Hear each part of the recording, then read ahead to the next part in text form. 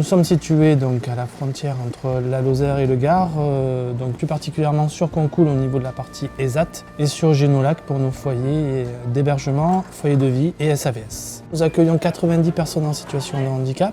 La spécificité, c'est que sur la partie foyer d'hébergement, foyer de vie et SAVS, les personnes sont sur le dispositif ESAT en priorité et l'équivalent à peu près de 60 TP sur les équipes d'accompagnement éducative, administrative et aussi d'encadrement. Notre historique et notre cœur de métier est dans la transformation agroalimentaire. Notre projet s'est co-construit au travers d'une première étape qui a été notre révision de l'offre d'habitat, qui a été une commande du conseil départemental au travers de l'activité CEPOM.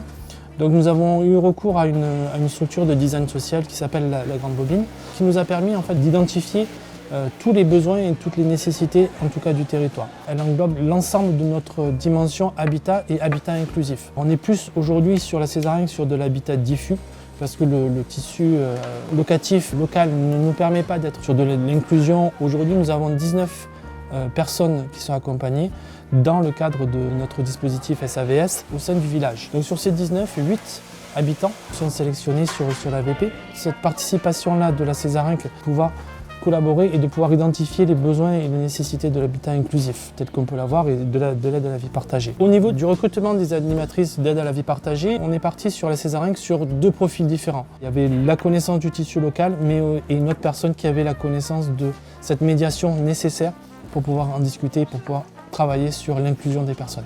Là aujourd'hui, j'ai vraiment l'impression qu'on a vraiment cette notion-là de vraie inclusion. La nécessité de l'animateur ou de l'animatrice a bien été mise en évidence parce qu'aujourd'hui, ces personnes-là ont favorisé l'inclusion.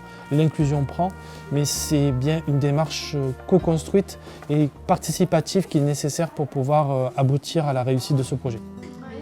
Je suis médiatrice familiale de formation. L'idée, c'est d'instaurer un espace de parole, de confiance pour que les personnes puissent exprimer leurs émotions, leurs besoins.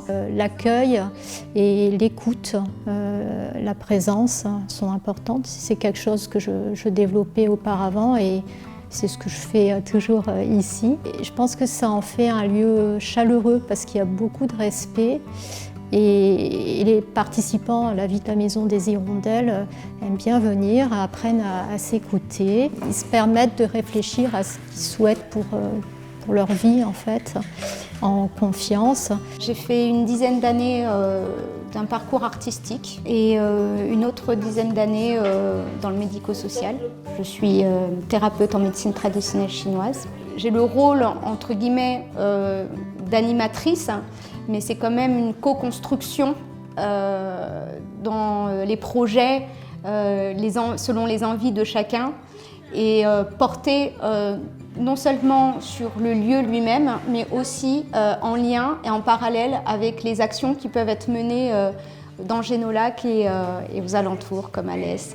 Ils ont élaboré une charte. Leur idée, c'est de s'ouvrir sur l'extérieur. C'est un peu comme un tremplin pour aller plus facilement vers l'extérieur et que l'extérieur puisse venir au sein de la Maison des Hirondelles. Une mixité, un mélange, et que l'handicap soit mis de côté. Un public très, très divers qui se retrouve très bien sur des temps partagés, des ateliers. Pour moi, c'est une réussite. C'est ce que je souhaiterais voir tout le temps, en fin de compte, à la Maison des Hirondelles. C'est la richesse du lieu, c'est qu'il y ait un échange humain et ce partage-là sans aucune étiquette. Parce que les ressources, ils les ont et ils sont vraiment très chouettes, ils ont plein d'énergie, ils ont plein d'idées. Et je pense que c'est juste avoir confiance en eux, vraiment.